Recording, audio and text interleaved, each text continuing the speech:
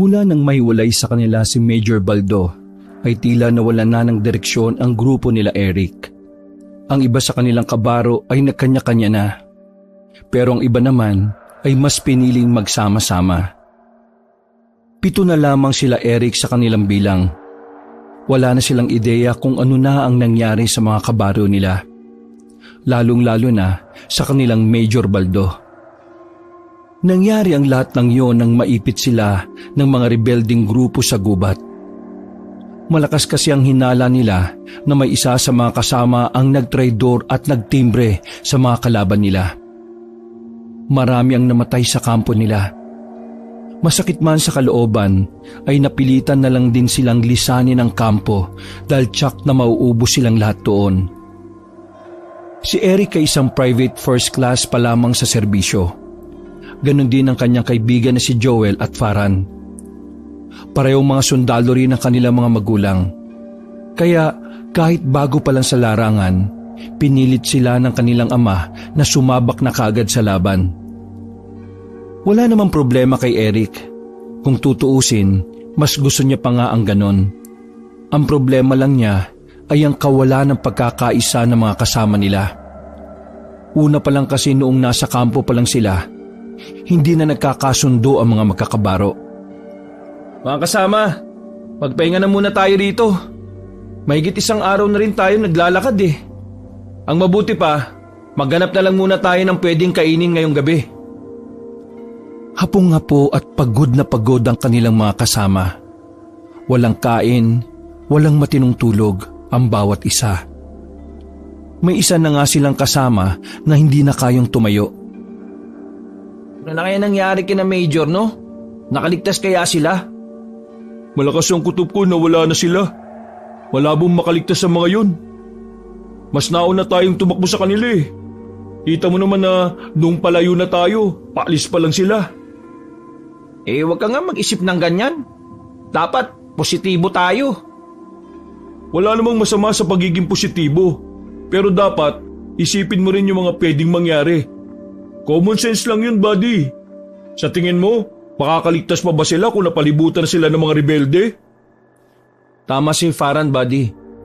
Pero, ganun pa man, ipagdasal na lang natin na sana nagkaroon ng himala. Sana nakaligtas sila. Napabuntong hininga na lamang si Joel. Aminin kasi niya o hindi, batid niyang may punto rin talaga si Farhan. Eric, ano na bang plano natin? Napalayo na tayo masyado eh. Hindi rin natin alam kung paano tayo makakalabas sa gubat na to. Kailangan natin maging maingat sa mga daraanan natin. Tandaan nyo, kagubatan ng mundo ng mga rebelde. Baka mamaya madaanan pala natin yung kampo nila. Todas tayong lahat. Maglalakad lang tayo ng maglalakad hanggang sa makita na tayo ng daan. Kapag may nakita tayong baryo, pwede tayong tumigil muna doon. Magpapakilala tayo mga sundalo para tulungan nila tayo. Kaya tama lang talaga na ikaw na muna ang tumayong leader natin eh. Ang galing mo mag-isip. Huwag kang bumilib. Kahit grade 1 pwedeng maisip yun. Joel, kailangan mo nang maging mature sa mga ganitong sitwasyon. Madaling namamatay ang mga tanga sa ganitong kalagayan. Paano ba naman kasi? Gusto ko pa ngang magliwaliw eh. Ito namang si Papa, kinaladkad ako papunta sa ganitong sitwasyon. Uy, kaya ka nga. Nagsundalo ka tapos ganyan ka pa rin umasta. Si Joel kasi ang pinakabata sa lahat.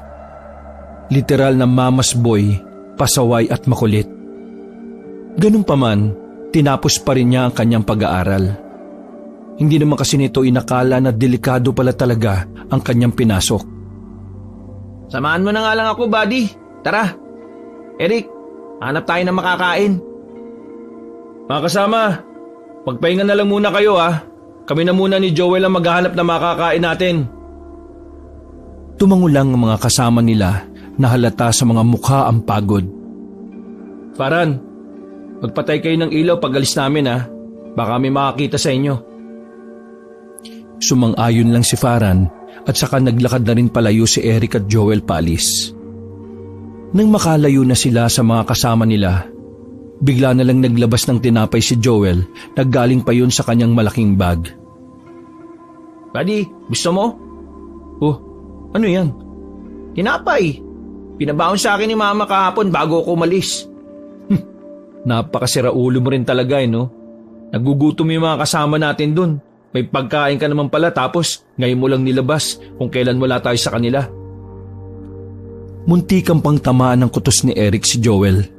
Mabuti na lang ay mabilis yung nakailag. Ayaw kong bigyan yung mga yun no? Wala akong tiwala sa kanila, buddy.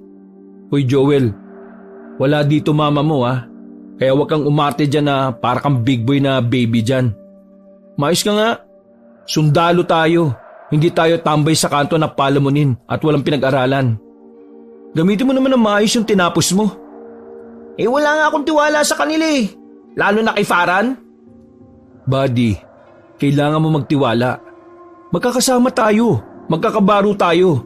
Tayo-tayo na nga lang yata ang natira sa nangyaring masakir Tapos gusto mo magkawatak-watak pa? Basta, wala akong tiwala kay Farhan at dun sa iba. Maayos ka nga Joel. Hindi ka tatagal sa serbisyo kung ganyan ka, sinasabi ko sa'yo. Nagpatuloy na sa paglalakad ang dalawa. Alerto sila sa kanilang dinaraanan. Maingat at dahan-dahan lang ang bawat nilang hakbang. Sa parting yun ng kagubatan, nakakarinig na sila ng tunog ng baboy ramo. Malakas ang paniniwala nila na pugad na ng mga baboy ramo doon. Kaya naman bahagyang nakaramdam ng pagkasabik ang dalawa. Dahil sa wakas, makakakain na rin silang lahat. Umupo sila sa gilid ng puno. Matyaga silang nag-abang na lumabas ang baboy ramo na kanilang naririnig. Mga ilang sandali lang, nakita nilang huminto mismo sa kanilang harapan ang isang maliit na baboy ramo. Tila ba may isip ang baboy ramo na parang nakipagtitigan pa ng tapatan nila ng ilaw. Dahan-dahang kinuha ni Eric ang kutsilyo sa kanyang tagiliran. Joel, umanda ka Oo, nakaanda na ako. Ngayon na! Unang lumundag si Joel sa baboy ramo. Dahil may kahusayan ito sa panguhuli ng hayop, nadakma niya ang baboy ramo at pumaibabaw siya roon. Mabilis din namang itinarak ni Eric ang kutsilyo sa baboy ramo. Ilang saglit lang, nalagutan na kaagad ng hininga ang hayop na yon. Easy lang, di ba? O ayan, ginalingan ko para sa kanila. Oo na. Sige na, bitbitin mo na yan. Nagmamadali nang umalis ang dalawa. Pagbalik nila sa mga kasama nila, nag-ipon sila ng mga tuyong kahoy at kawayan naman na magiging tuhugan ng baboy ramo. O ayan, may pagkain na tayo mga buddy. Si Farhan na mismo ang nanguna sa paglitsyon sa baboy ramo. Mahigit 1 oras lang ay pwede na rin kainin ng litsyon. Pero bago yon, nakarinig sila ng malalakas na angil mula sa kung saan. Para bang may isang mabangis na hayop na nasa paligid. Nakatinginan ng mga sundalo. Kanya-kanya na silang hawak ng kanilang baril. Nakakasinyasan sila. Parang mga hindi sundalo dahil nagtuturoan kung sino ang titingin. Uy, di porke mga private first class lang tayo. Magduduwag-duwagan kayo Ako na nga. Eric, buddy, samahan mo ko. Dito lang kayo Kumain na kayo kung gusto nyo. Tumayo si Joel at Eric. Nasa gatilyo na ang kanilang mga daliri habang sinusuyod ang kanilang dinaraanan.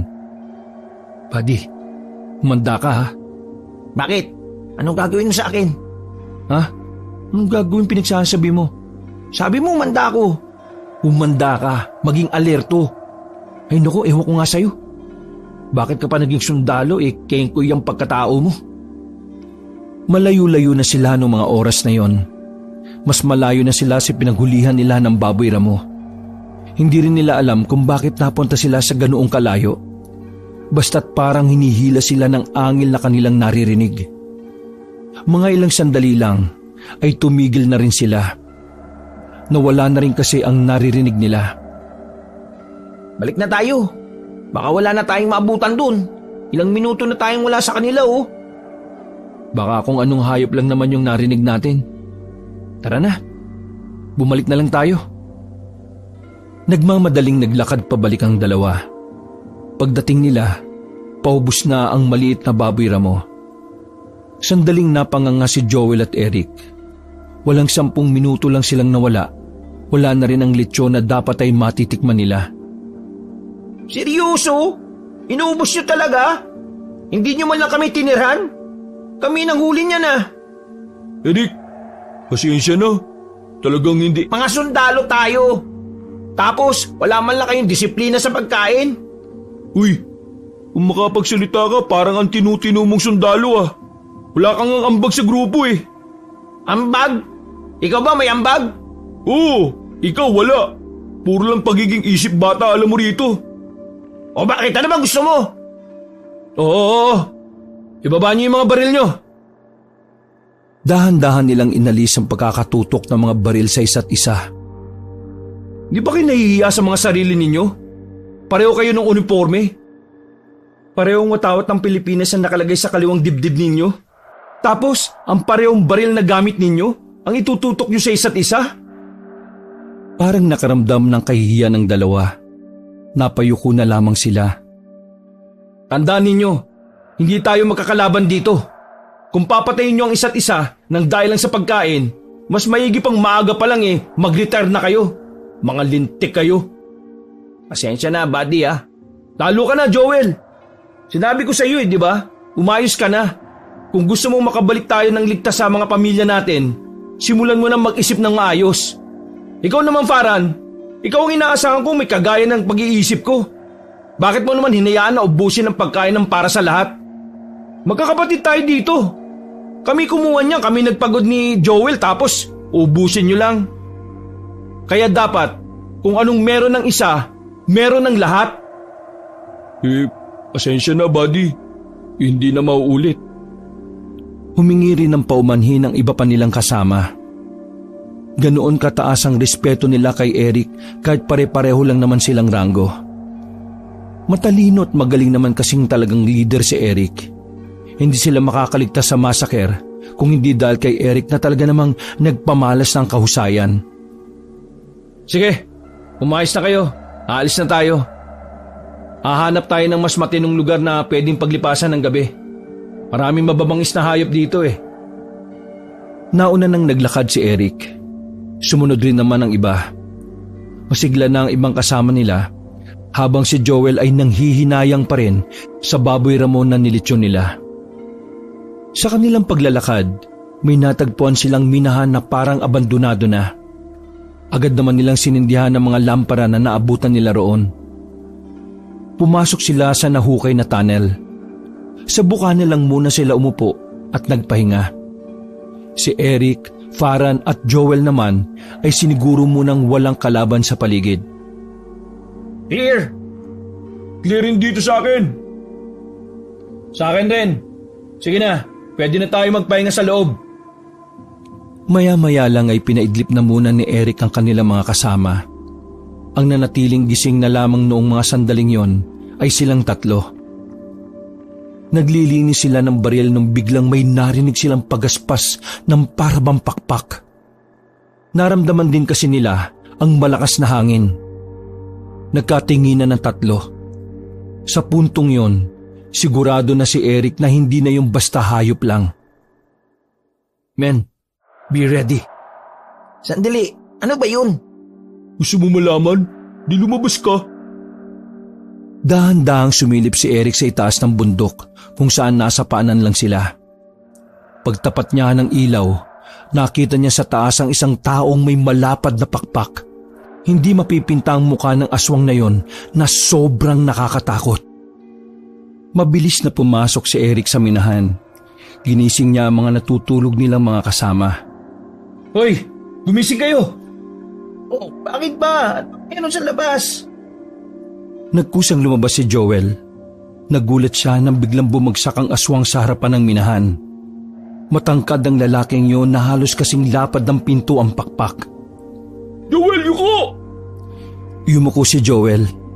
Agad din namang nagpaputok si Farhan ng magkakasunod. Pero maliksi ang nilalang. Mabilis itong nakalundag paakyat sa itaas ng minahan. Tumakbo naman pabalik si Joel sa loob. Ang tanga-tanga mo talaga. Sinabi nang huwag mong bibitiwan ang baril mo eh. Nakatikim pa ng malakas na batok ang binatang si Joel. Ang iba naman nilang mga kasama ay nakahanda na rin. Iisa lang ang tumatakbo sa kanilang isip. Ang nilalang na nakita nila ay isang uri ng aswang. Walang niya. Hindi ko inakala na may aswang pa pala sa gubat na to. Hindi ako naniniwala sa mga yan pero ngayon, naniniwala na ako. Totoo pala sinabi ni Papa sa akin noon? May nakaengkwentro silang aswang dati. Aswang yun? Totoong aswang? Huwag kayo matakot. Aswang lang yun. Matakot tayo sa mga rebelde na gumagamit ng baril. Kaya maganda kayo. Papatayin natin ang aswang. Tara, porma na! Sabay-sabay silang lumabas ng minahan. Dikit-dikit sila at magkatalikuran habang sinusuyad ng tingin ang paligid. Men, be alert! Be alert! Matagal na katahimikan ng namayani. Tangi mga kuliglig lang ang kanilang naririnig. Pero mga ilang sandali lang, naalarma sila nang makitang lumipad ang aswang palapit sa kanila. Fire! Fire! Nagpaulan sila ng bala sa aswang. Nakita nilang tinamaan yun sa pakpak. Bumagsak yun sa mga mapunong parte ng gubat. Wala silang sinayang na pagkakataon. Tinungo kagad nila kung saan bumagsak ang aswang. Pero pagdating nila roon, mga bakas na lang ng dugo ang naabutan nila. Nakatakas na ang aswang na lumilipad. Sigurado mamamatay na yon. Hindi na yun aabutin ng umaga. Bukod pala sa mga rebelde, kailangan din pala nating mag-ingat sa mga aswang. Gaano ba kadelikado ang mga aswang? Base kay Papa, kumakain din sila ng tao. Karne ng tao. Men, narinig nyo naman. Kaya ngayon, hindi na mga rebelde ang dapat nating isipin. Pati na rin ang mga nilalang na yon. Tara, balik na sa minahan. Magpahinga ang gusto magpahinga. Magbabantay kami. Kapansin-pansin ang pagiging balisa ni Joel nang dahil sa nangyari. Hindi pa rin yun makapaniwala na totoo ang aswang. Sa katunayan, mas nababahala pa roon ang binata kaysa sa mga rebelding tumutugis sa kanila. Nilapitan ni Eric si Joel. Tinapik ito sa balikat. Oh buddy, malalim ang iniisip mo ah. Tungkol ba dun sa aswang? Paano kung maraming aswang pa lang nandito sa gubat? Simple lang. Di papatayin natin. Napalunok ng laway si Joel. Kabado siya sa pwedeng mangyari. Talagang lumilitaw sa kanya ang pagiging hindi handa sa mga kaaganapan. Sorry, hindi talaga ako handa eh. Akala ko laro-laro lang ang trabahong ito. Hindi pala. Pakiramdam ko, parusa sa akin to ni Papa para magtino ako eh. Alam niyang hindi ako handa eh, pero sinalang niya ako dito kaagad. Kaysa iniisip mo yan, isipin mo na lang na pagsubok ito para mas maging mahusay ka pa. Basta, gawin mo lang ang best mo, buddy. Yun ang mahalaga. Sa mga lumipas na sandali ay nanatiling gising pa rin ang tatlo. Nagbabantay lang sila sa paligid. At sa awa ng Diyos, hindi na rin muli pang bumalik ang aswang na kanilang nakaengkwentro. Kinaumagahan, maaga silang nagising para lisanin ang lugar na yon. Habang nasa kalagitnaan sila ng paglalakbay, unang nakaramdam ng pananakit ng tiyan ng isa nilang kasama na si Gibo. Tumigil na muna sila at hinintay matapos na dumumi ang lalaki. At nakaawan siguro yan. Nanakit tuloy ang tiyan. Kayo ba? Wala bang nananakit ang tiyan sa inyo? Umiling lang ang mga kasama nila. Ganon din naman si Farhan. Uy Dino, puntahan mo na nga si Gibo. Kanina pa yun ah. Kasing lakit, kasing haba yata ng sawa yung tinatain nun eh. Tarik na ang araw. Kailangan pa natin makahanap ng baryo na mahihinga ng tulong. Pagkatapos ng halos kalahating oras, nakabalik na rin ang lalaking si Gibo. Nakahawak pa yun sa tiyan at tila nang lalambot at nanghihina. Dura din ang dura ang lalaki. Inakala nila na simpleng sakit ng tiyan lang yun, kaya naman hindi na rin nila yun pinansin pa. Tanghali na nang may marating silang ilog. Para sa kanila ay hulog ng langit ang ilog na yon. Agad nilang inilapag ang mga gamit sa batuhan, nagtanggal ng mga suot at tanging brief lang ang tinira. Wala pang 10 minuto silang naroon, bigla na namang nanakit ng matindi ang tiyan ng kasamahan nilang si Gibo. Halos mamilipit na ito sa sakit ng kanyang tiyan. Buddy, anong gagawin natin dito? Pambihira naman talaga oh. Nagsiahon silang lahat. Wala ni isa sa kanila ang nakakaalam kung ano ang gagawin sa lalaki. Mabuti na lamang may isang matandang dumating na may dalang planggana at ilang labahan. Maputi na ang buhok ng matanda. Medyo kulubot na rin ang balat. Pero ang nakapagtataka, malakas-lakas pa kung kumilos sa matanda. Mga iho, anong nangyayari sa lalaking yan? Anong ginawa niyo sa kanya? Magandang tanghali ho. Mga sundalo ho kami. Kasama ho namin siya. Bigla hong nanakit ang tiyan niya eh. May alam po ba kayong pagamutan? Nanakit ba kamo ang tiyan? Ay nako, kaya kong gamutin yan. Ali kayo, sumunod kayo sa akin. Buhatin niyo yan. Paano po yung lalaban niyo, Lola? Uunahin ko pa ba yan mas may nangangailangan ng tulong ko. Isa pa, mga taga-silbi kayo ng bayan, kaya marapat lang na pagsilbihan ko rin kayo. O bueno, tama na ang daldal. Sumunod kayo sa akin at naaawa na ako sa kasama ninyo. Binitbit nila ang lalaking si Gibo. Naglakad sila sa paanan ng bundok. Nasa 20 minutos na lakaran lang ay may narating na silang baryo. Marami-rami na rin ang nakatira doon. Bawat madaanan nila ay sinusundan sila ng tingin. Iniisip na lang ni Eric na baka bago lang sa mga taga roon ang makakita ng mga sundalo. Sa lagay kasi ng area nila, liblib na talaga at parang hindi na rin naaabot ng modernisasyon. Huwag niyo silang pansinin. Naninibago lang sila. Matagal na rin kasing mula nang may mga mapadalaw na sundalo dito noon. Ganun po ba? O sige po. Tumigil sila sa isang mahabang kubo. Hinanda ng matanda ang mga mahabang upuan na yari din sa kawayan. Sige, maupo na muna kayo. Ako nang bahala sa kasamahan ninyo. Kailangan ko siyang gamutin sa loob. Nakakaawa. Nangingitim na mga kuko niya. Inalalayan nilang makakyat sa hagdanan ang lalaking si Gibo. Pagkatapos ay naghintay na lamang sila sa bakuran. Ayos lang ba na nagtiwala tayo sa matanda? Ni hindi nga niya sinabi yung pangalan niya. Mukha namang okay matanda. Isa pa, wala naman na tayong choice eh. Kaysa naman mamatay si Gibo sa sakit ng tiyan, kailangan natin maging desperado na gumaling siya. Medyo ang weirdo lang dito, no? Yung mga tao parang ngayon lang nakakita ng tao. Tao din naman sila.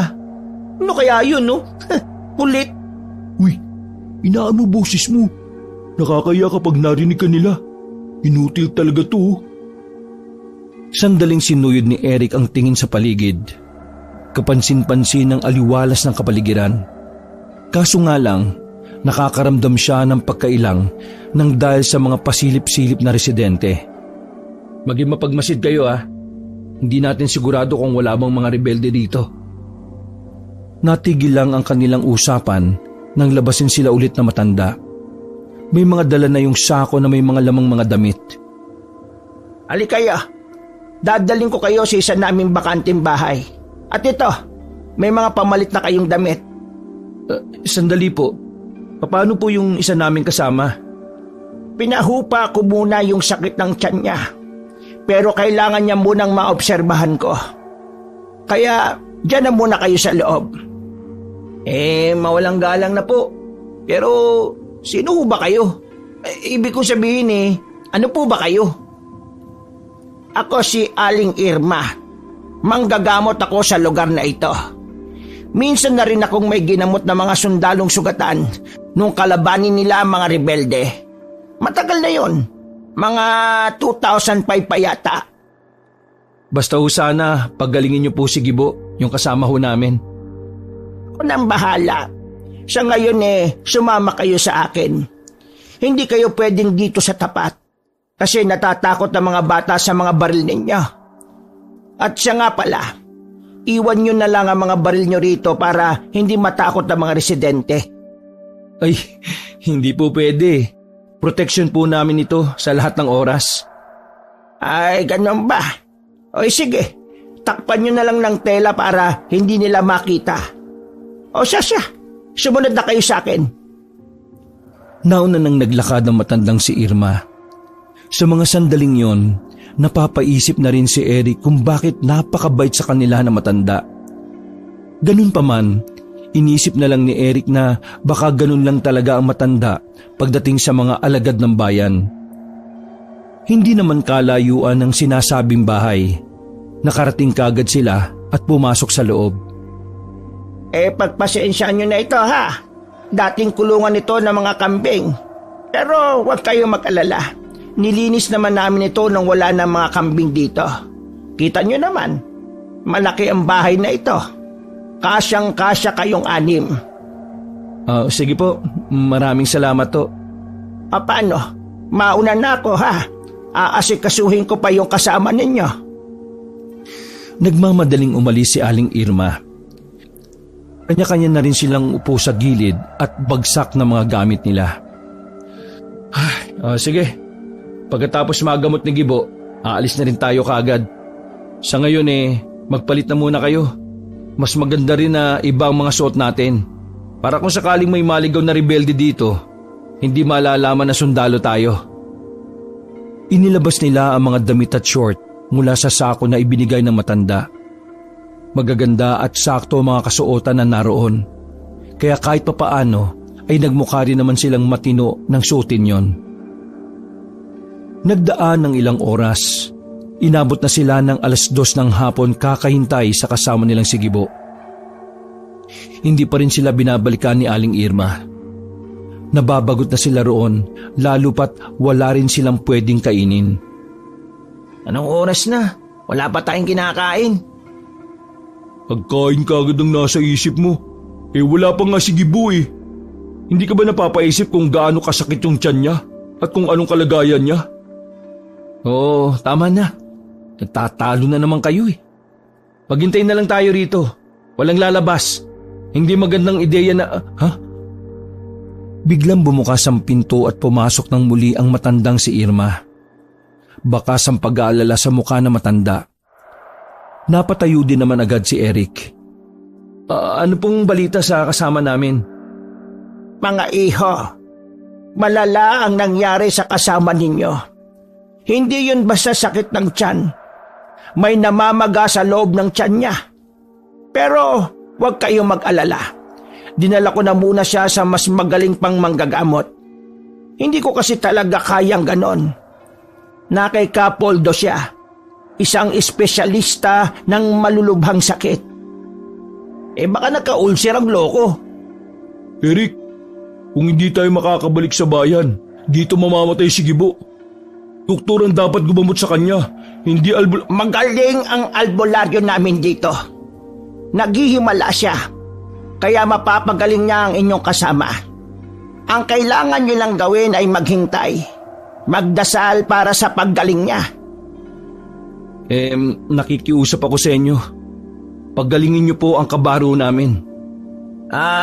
Inang, wala ba kayong pagkain dito? Mukhang mamamatay na rin kami sa gutom Maya-maya lang, dadalang ko kayo ng pagkain dito. Pinapakuluan pa kasi ang karne. Maraming salamat po at pasensya na po sa abala. Kailan po namin pwede makita si Gibo? Mamayang gabi o bukas. Hindi naman kasi basta-basta ang panggagamot sa ganong klaseng karamdaman. Sige ho. Hihintayin namin siya kung hanggang kailan siya magiging maayos. Maraming salamat po ulit. Tumango ang matanda. Ngumiti yun ng pilit sa kanila. Bagay na ikinalito ni Joel at maging si Faran. Pagalis na matandang si Irma, ay dali-daling bumulong si Faran kay Eric.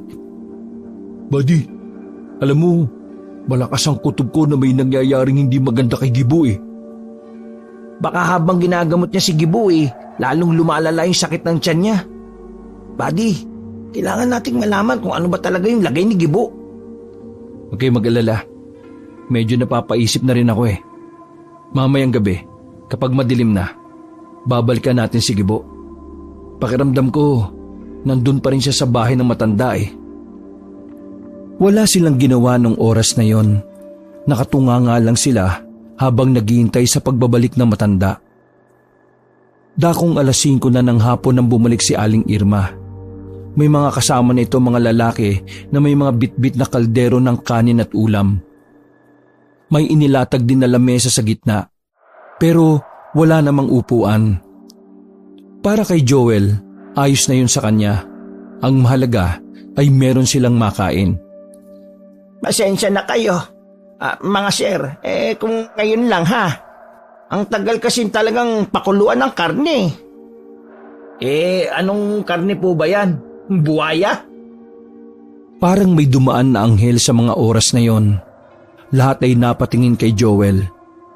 Kinabahan ng binata dahil pakiramdam niya hindi natuwa sa kanya ang mga kasama na matanda. Biro lang po. Ayos lang naman. Ang mahalaga ngayon ay makakain na kayo. Heto, maraming kanin, marami ding ulam. Kumain na kayo ng marami, ha? Marami hong salamat sa inyo. Pasensya na po talaga sa abala.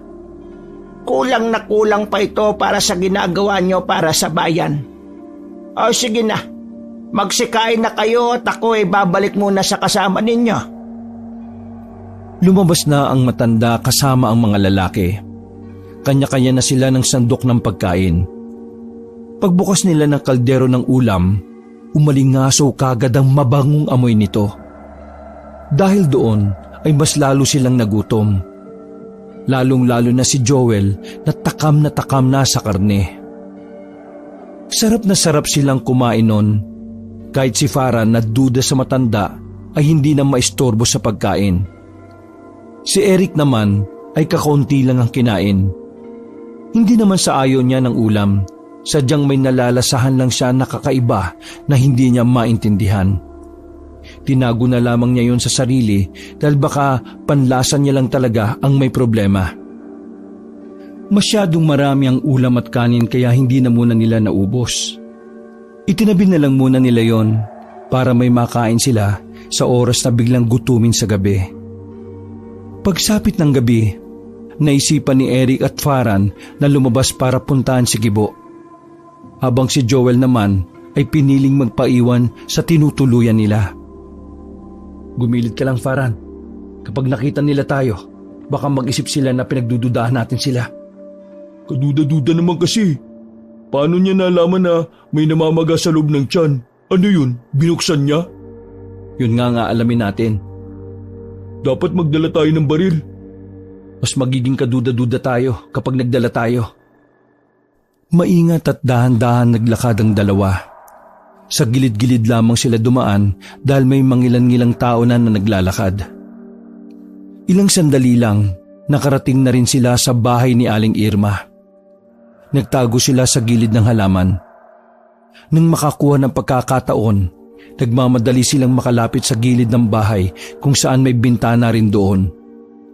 May kataasan ng bintana, kaya pinasan ni Farhan si Eric.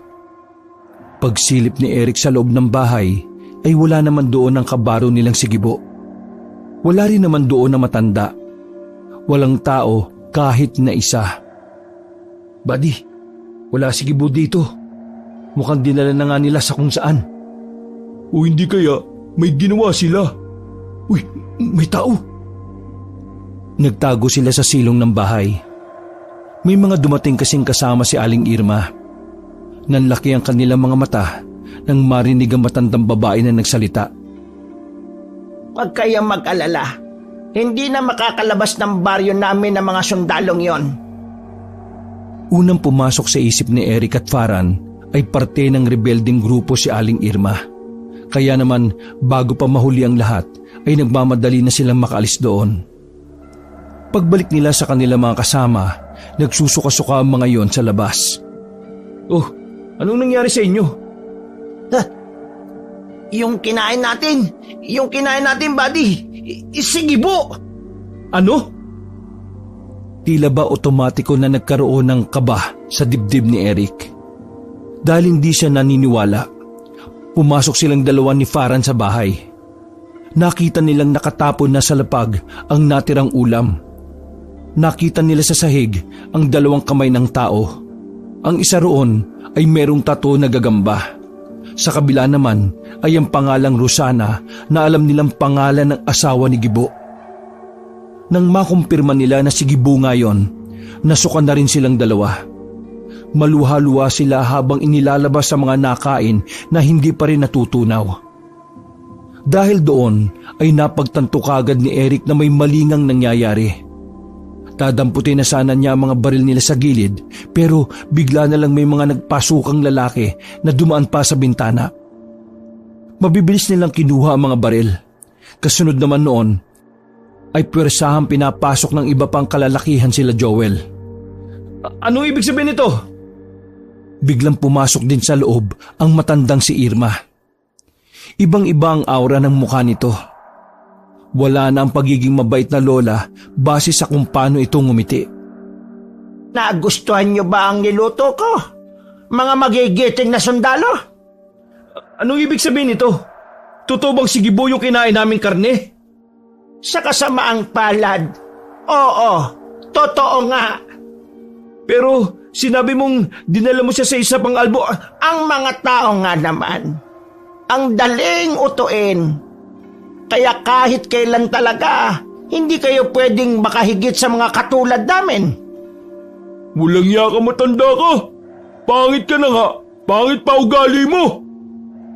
Biglang naging kulay itim ang lahat ng mga mata ng matandang kaharap nila. Galit itong lumapit kay Farhan.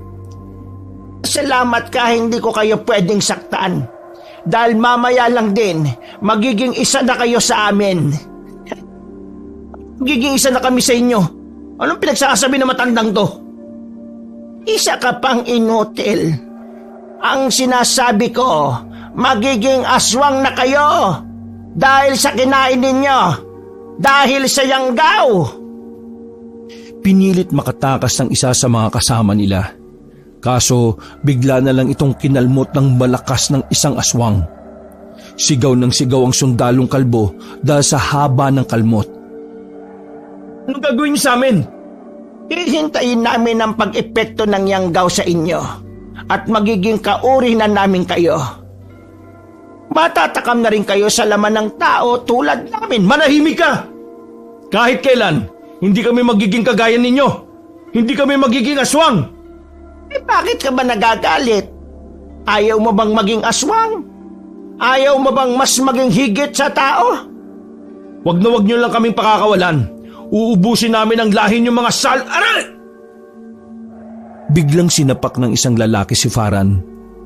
Nawalan yun ng malay dahil sa pagkahilo. Sige na, dalhin na mga yan sa kanilang magiging kulungan.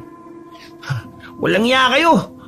Kaya pala mainit ang dugo sa ni Farhan kasi impacta ka Matanda ka talaga, mamatay ka na sana. Wala na silang nagawa ng kaladkarin na sila ng mga aswang palabas. Dinala sila sa isang kuweba na may selda. Pinapasok silang lahat doon. Mamayang gabi lang ay magiging aswang na rin kayo. At bukas ng madaling araw, pakakawalan na namin kayo para dumiskarte ng mga sarili niyong pagkain. Parang masisiraan ng bait ang matandang si Irma habang tumatawa.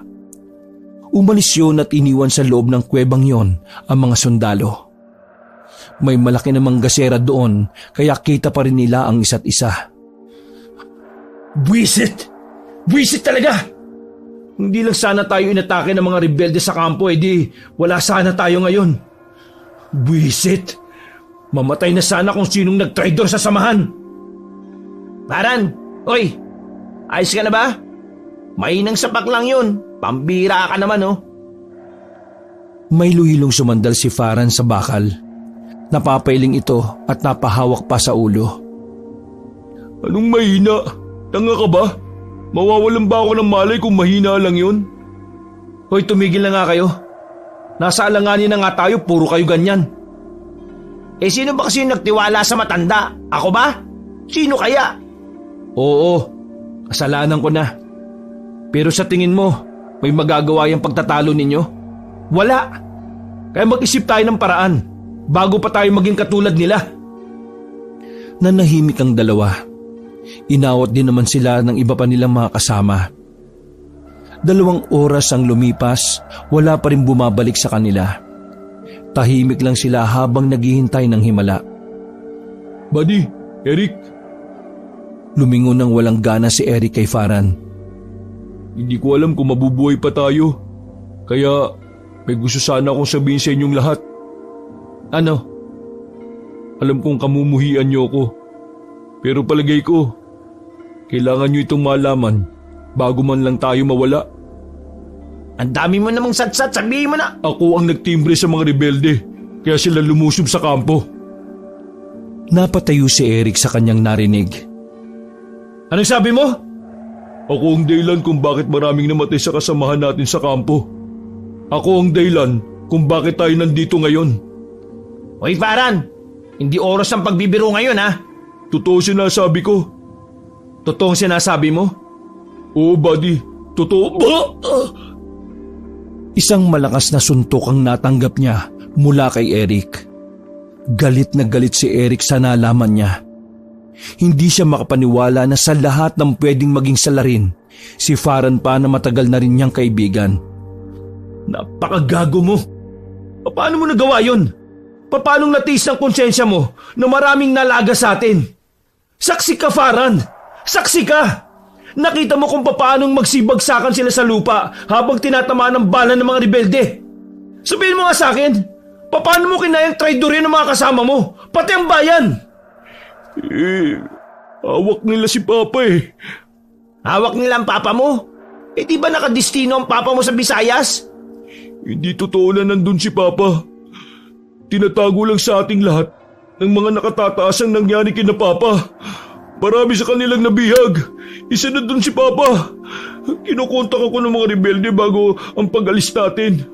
Kapag hindi ko daw tinuro ang kampo natin, papatay nila si Papa. Kaya ang pagiging makasarili ang ginawa mo. Tatay ko yun eh. Pamilya ko yun. Sarili, pamilya, bayan, mamili ka. Hindi mo ako maintindihan dahil wala ka sa posisyon ko. Sundalo rin ang tatay mo. Alam kong bayan ang pipiliin niya sa oras na ikaw ang mabihag. Natahimik si Farhan sa kanyang narinig. Tila sinampal siya ng katotohanan. Napaupo na lamang ulit si Farhan. Pero nilapitan siya ni Eric at hinuwakan sa kwelyo. Wala kang karapatang magserbisyo sa bayan kung mas mahalaga sa iyo ang buhay ng pamilya mo kaysa sa buong bayan. Magsasalita pa sana si Farhan pero bigla na lang itong naubo. Lumabas ang maraming laway nito sa bibig. Pagtingin nila sa mata ni Farhan ay namumula na yon.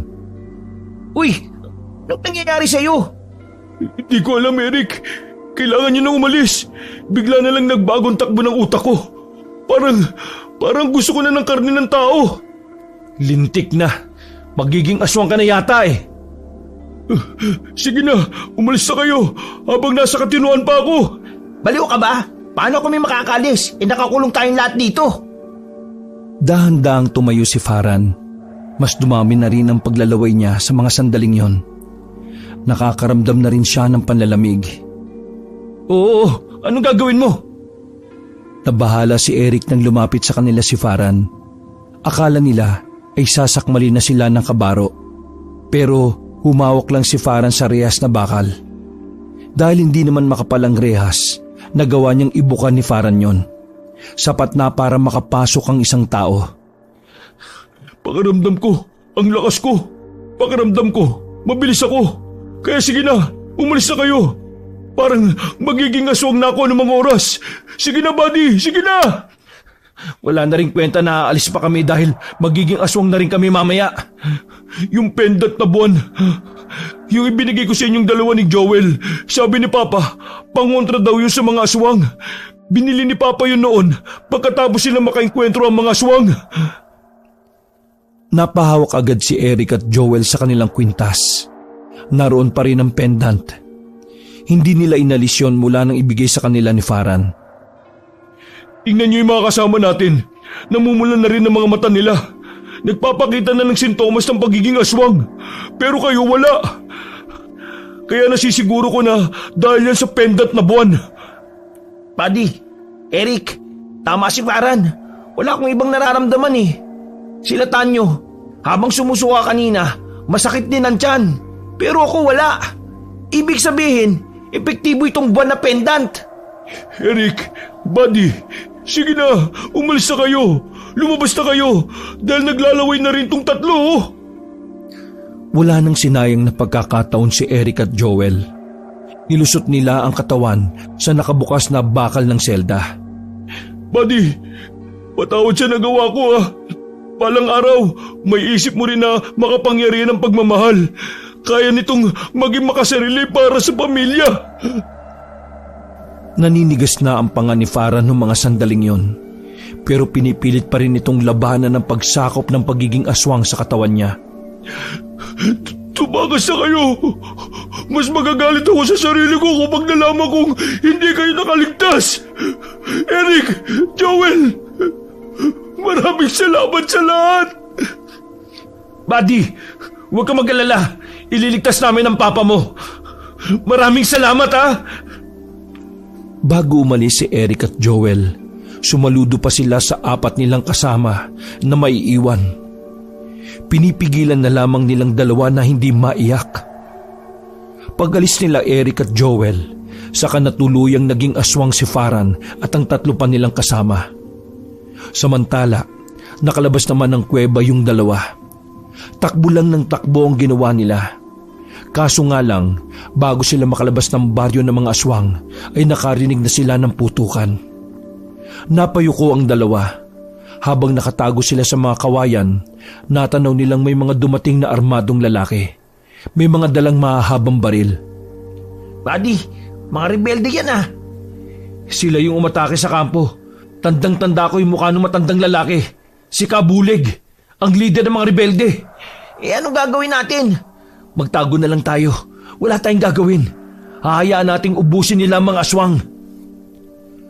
Nang nasa tapat na sila na matandang rebelde na si Kabulig, narinig nilang nagsalita at parang hindi man lang nakaramdam ng takot sa mga aswang. Mga aswang pala kayo, mga hampas lupa kayo ha? Pwes, ilabas nyo mga sundalong kinuha nyo.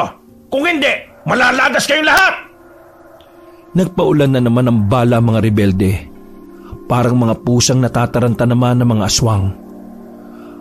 Marami kaagad ang namatay sa kanila habang parang naglalaro lang ang mga grupo ng rebelde. Tayo palang hinahanap niya. Malas talaga natin oh. May aswang nang papatay sa atin, may rebelde pa. Kung umalis na kaya tayo dito? Hindi tayo basta-basta pwedeng umalis. Marami sila. Sigurado ako may mga nakaabang na mga rebelde sa gubat. Baril. Kailangan natin ng baril. Nanatili lang ang dalawa sa kanilang kinalalagyan. Pinapanood lamang nila ang mga aswang at ang mga rebelde na nagsasagupaan. Ilang minuto pa ang nakalipas, nakita nilang may mga rebelde na rin ang nalalagas. Mas dumami ang mga aswang na naging agresibo. Kapansin-pansin din na parang nag-alangan ng mga rebelde. Buddy, pagkakataon na natin. Puntahan natin yung mga rebeldeng napatay. Kunin natin yung mga baril. Dali! Habang nagkakagulo, pasimpleng lumapit ang dalawa. Dumaan sila sa dilim at nang nakakuha na ng pagkakataon, pasimple nilang hinila papunta sa dilim ang baril na matataas ang kalibre. Gagamitin lang natin tong baril na to kapag nalagay tayo sa alanganin. Hanggat walang nakakakita sa atin, hindi tayo magpapaputok. Understand? Sir, yes sir! Linti ka, huwag kang maingay. Nagmasid pa sila sandali. Pinagmasdan nila ang kaguluhan na nangyayari sa bungad ng baryo ng mga aswang. Aalis na sana sila sa kanilang pwesto nang makita nilang may isang lalaking aswang ang nasa likuran na pala nila. Nasa aktong dadakmay na sila ng aswang nang hampasin yun ni Eric ng baril. Nahilo ang aswang at sinundan pa ni Joel ng isang malakas na hagupit. Ulit mo ah? Buddy, paano pala kapag sila Farhan ang nakaharap nating aswang? Papatayin ba natin sila? Makapangyarihan ng pagmamahal. Kaya nitong maging makasarili para sa pamilya. At ang sagot mo ay, Hindi. Hindi natin sila papatayin. Napangiti na lamang si Joel nang marinig yon. Lumala pa ng lumala ang gulo sa baryo ng mga aswang. Nang dahil sa paghahanap sa kanila ng mga rebelde, sumiklab ang hindi inaasahang kaguluhan. Hindi tuloy malaman ng dalawa kung papaano sila makakaalis dahil halos kahit saan sila pumunta, may aswang na namang maaari makakita sa kanila. Kung lalabas man sila, baka makasalubong naman sila ng mga rebelde. Hindi ko alam ang gagawin ko. Basta, dapat isa sa atin ay dapat mabuhay. Bumuntong hininga na lamang si Eric habang nakatago sila sa silong ng isang bahay. Tumagal ng halos 15 minutos ang gulo. Maya-maya lamang ay bigla na lang nanahimik ang paligid. Buong akala ng dalawa ay tuluyan ng umatras sa mga rebelde o kaya naman ay naubos na ang mga aswang. Lakas loob silang lumabas sa pinagtataguan nila. Tingin sa kaliwa, tingin sa kanan. Wala silang nakikitang aswang, kaya sinamantala nila ang pagkakataon. Tumakbo na sila sa gilid. Nakakita sila ng daan patungo sa kagubatan. Batid ng dalawa na delikado pero ang tangi na lang nilang paraan ay ang sumugal. Buddy, doon sa kaliwa! Bitbit ang mahahabang baril ay mas binilisan pa nila ang kanilang takbo. Nang malapit na silang makarating ay bigla na lang may humarang sa kanilang aswang. Napatigil ang dalawa. Agad nilang pinaputukan ng mga yon. Pero nagulat sila nang mabilis na nakailag ang mga yon. Dahil sa putok na kanilang pinakawalan, napukaw ang atensyon ng ibang aswang sa kanila. Wisit! Naalintikan na tayo, buddy! Kailangan na ata natin magpaalam, buddy! Gumilid muna sila at nakiramdam kung saan napunta ang mga aswang na binaril nila. Kumakabog ang kanilang mga dibdib. Naku, buddy, dumadami na ang mga aswang. Handa ka na ba? Mamatay? Loko, handa ka na bang lumaban? Wala na tayong choice, buddy. Lalapit na sana mga aswang sa kanila noong mga sandaling yon, pero bigla na lamang bumalik ang mga rebelde. Mangisay-ngisay ang mga aswang nang saluin nila ang mga pinaulang bala. Sasamantali na sana ng dalawa na tumakas, kaso nga lang ay naabutan sila ng mga rebelde. Kayo pala mga sundalong kinupkop na mga halimaw na nandito? Nagkatinginan sila Joel at Eric. Kapwa nila tinatansya kung kakayanin ba nila sakaling papalag sila. Pero nawalan sila ng pag-asa nang makitang mas dumami pa ang mga rebelde. Ang tanging na lang nilang nagawa ay ibaba ang kanilang mga baril. Agad naman silang dinakip. Mara silang kinaladkad palabas ng baryo. Nang makuha na sila ng mga rebelde ay umalis na rin sila. Nagtatawanan pa ang mga rebelde nang madakip sila habang naglalakad sa gitna ng kagubatan. Parang hindi man lang natakot ang mga yon sa mga nakasagupan nilang mga aswang. Nasaan ang iba niyong mga kasama? Kinain na ba ng mga aswang? Nasaan na yung traidor na anak ng Major? Ano, buhay pa ba? O baka pinulutan na rin ng aswang? Matapang lang kayo kasi marami kayo. Huy! Ano ka ba? Huwag ka na magsalita. Huminto ang mga rebelde ayon sa utos ng leader na si Kabulig. Binitiwan nila si Joel habang nakatali ang kamay ng binata. O sige, magsuntukan tayo. Ako lang mag-isa. Sinapak na matanda si Joel. Pero dahil sa tigas ng mukha ni Joel, si Kabulig pa ang nasaktan. Aray ko naman! Anong mukha meron ka? Nakahawak pa sa kamay ang rebelding leader. Lalo itong nagalit kay Joel kaya kumuha yun ng baril. Pinalo nito si Joel sa likod hanggang sa madapa na. Tama na! Huwag niyo na siyang saktan! Lahat ng gusto niyong malaman sasabihin ko. Nakikiusap lang ako na huwag niyo na siyang saktan! Tinigilan ni Kabulik si Joel. Siya naman ang pinagbuntungan ng leader ng mga rebelde. Marahas na hinawakan ng kanyang baba at sinampal ng malakas. Siguraduhin mo lang na may mapapala ako sa'yo, ha? Kapag wala, dito kita ililibing sa kagubatan na ito. Kaya, dalhin niyo ang mga yan bago pa mag-init ang bombonan ko. Palihim na nagpasalamat si Joel sa ginawa ni Eric. Kabado si Joel para kay Eric dahil alam niya na baka pahirapan ng kabaro para lang magsalita. Malayo ang kanilang nilakad.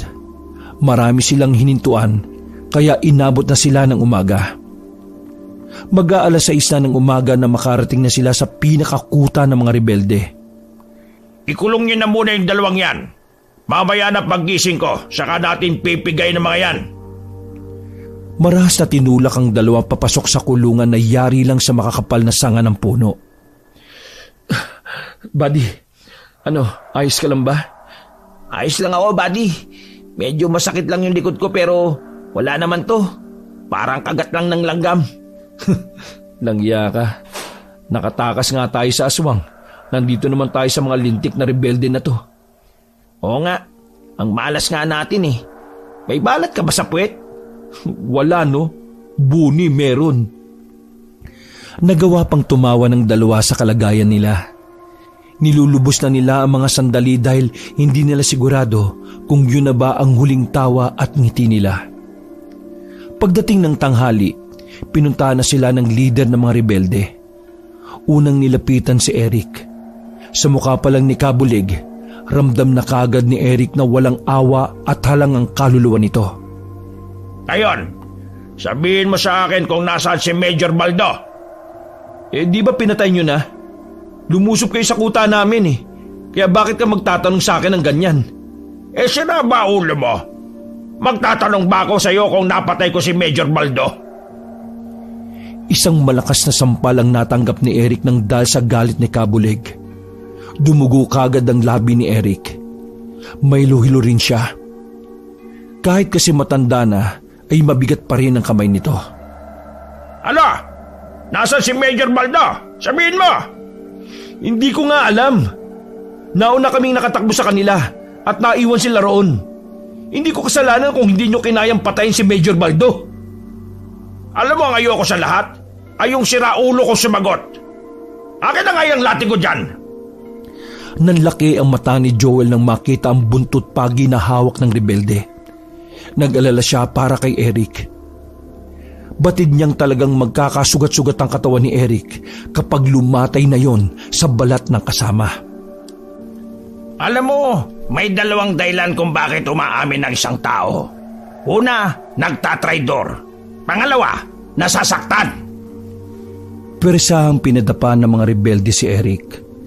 Walang pagdadalawang isip na hinagupit ni Kabulig ng latigo si Eric.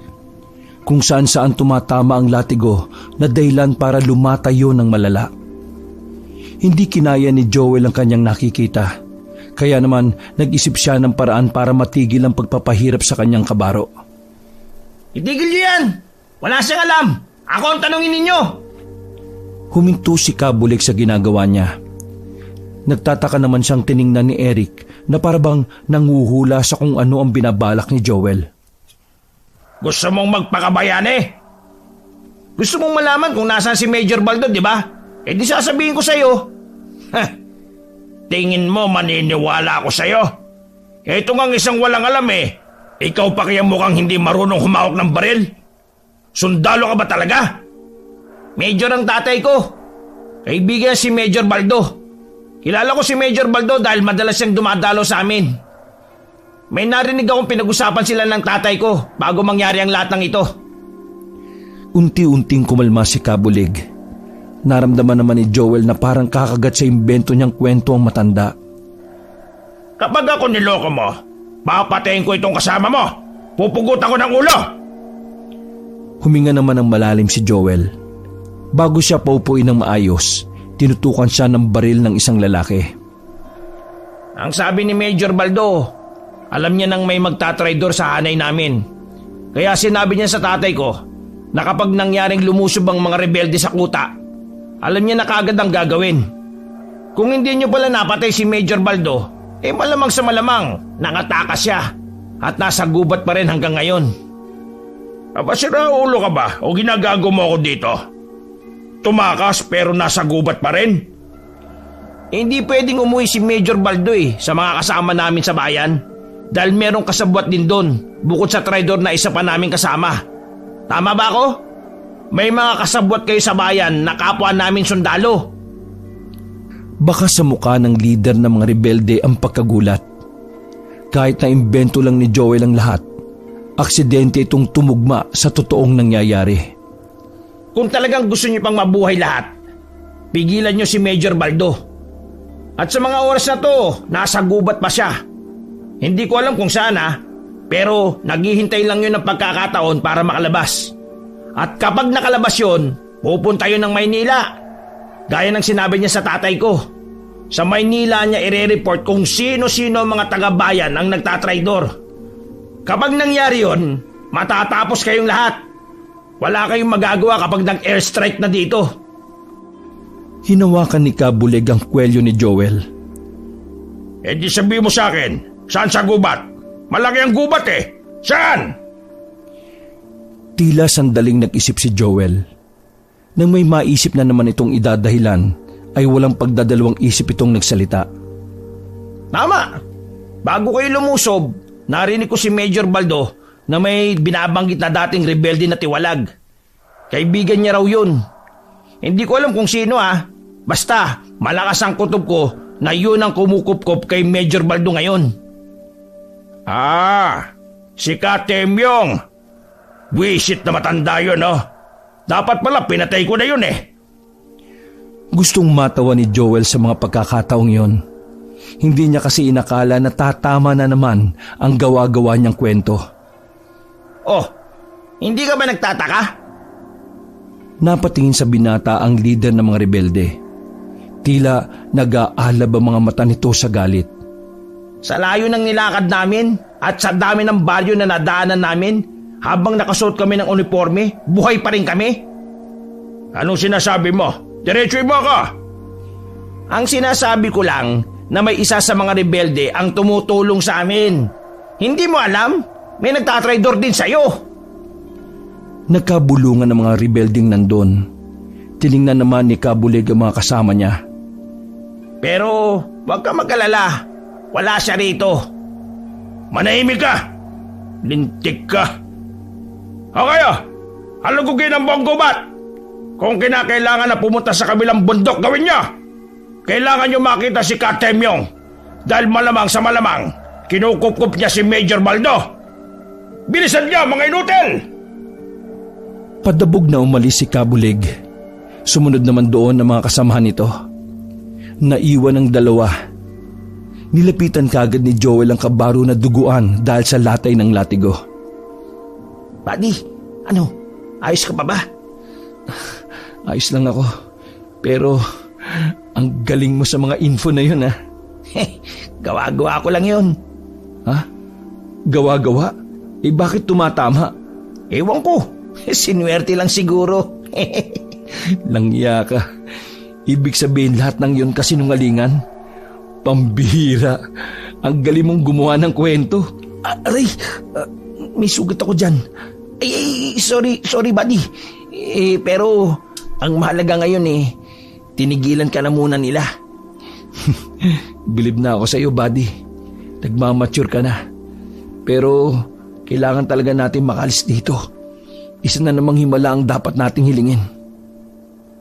5:00 na ng hapon nang marinig nilang muli na nagdatingan na ang mga rebelde. Kinabahan na kaagad sila, lalo na si Joel. Nababahala ang binata na baka napagtanto na ni Kabulig na isang malaking kalokohan ng lahat. Pumasok sa kulungan si Kabulig, galit na galit. Agad na kinuha nito si Joel at pinagtatadyakan. Ginagago mo ba ako, Wala kaming nahanap sa gubat! Kung wala kayong nakita sa gubat, isa lang ang ibig sabihin nun. Nakarating na sa Maynila si Major Baldo. Lalong pinagsihisipa ni Kabulig si Joel. Dumugo na ang nguso ng binata sa galit ng rebelding pinuno. Sinayang mo lang ang oras ko, hayop ka! Hindi niya kasalanan na tanga ka at mabilis kang maniwala. Sa sinabing yun ni Eric ay napalingon sa kanya ang matandang si Kabulig. Galit na galit ang mga mata nito. Gusto mo ring masaktan ha? Sinakal na matanda si Eric at dinikit sa rehas. Pinagsusuntok nito ang mukha ng lalaki. Hindi pa nakontento ang matandang yon. Sinipa-sipa pa si Eric sa tiyan. Ang pinakaayaw ko sa lahat ay yung mga bumoboses pero wala namang ibubuga. Wisit! Sinapakulit ni Kabulig si Eric.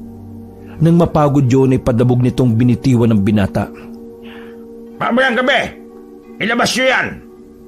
Itali nyo sa gitna ng bakuran. Papalamunin ko ang mga bala mga bisit na ito. Kinandadong muli ang kanilang kulungan pagkatapos ay nagsialisa na rin ang mga yon.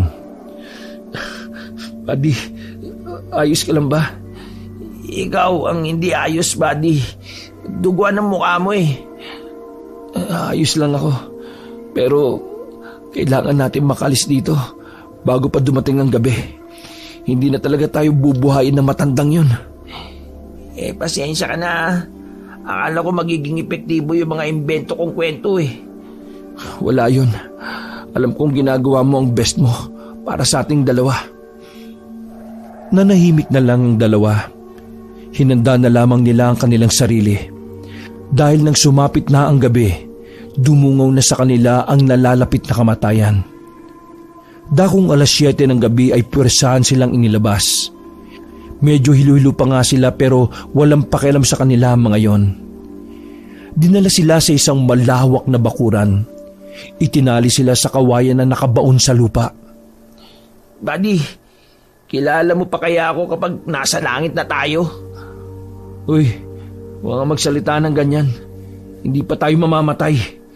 Buddy, kailangan na natin tanggapin. Kahit himala, hindi na tayo kayang iligtas. Napalunok na lamang ng laway si Eric. Tumingin siya sa paligid. Walang kahit na anong liwanag ng pag-asa ang nakikita niya.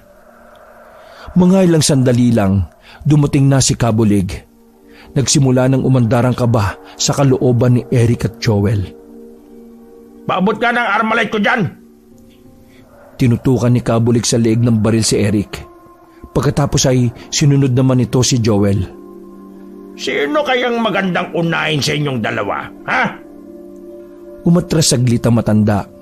Inasinta nito si Eric at Joel na parabang babaril lang yun ng lata. Tingnan natin ang kadaldalan nyo ngayon. Kakalibitin na sana ng leader ng mga rebelde ang gatilyo nang makarinig naman sila ng malalakas na hiyaw. Nagahari ang hiyaw sa buong area. Punyemas na mga aswang ito! Buwisit! Magsimaganda kayo! Nandito mga aswang! Kanya-kanyang dampot na mga baril ang mga rebelde. Akala nyo ligtas na kayo ha? Mga buang!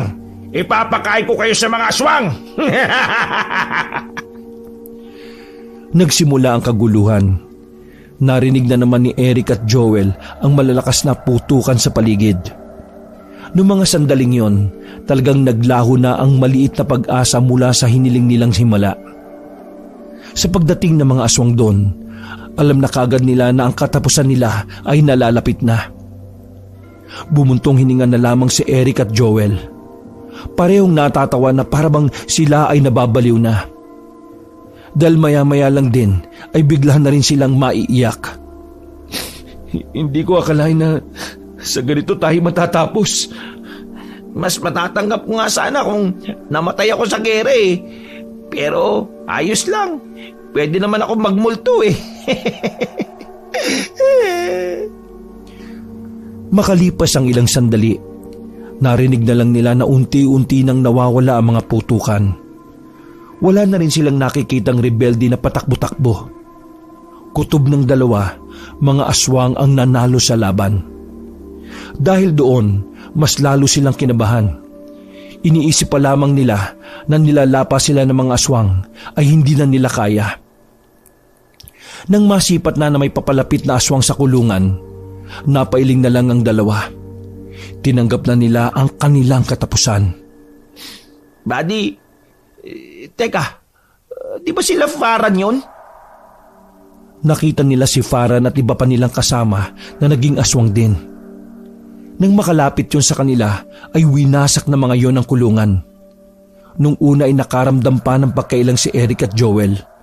Iba kasi ang itsura ng mukha ni Farhan at ng mga kasama nito. Oh, Farhan, teka, nakikilala mo pa ba kami?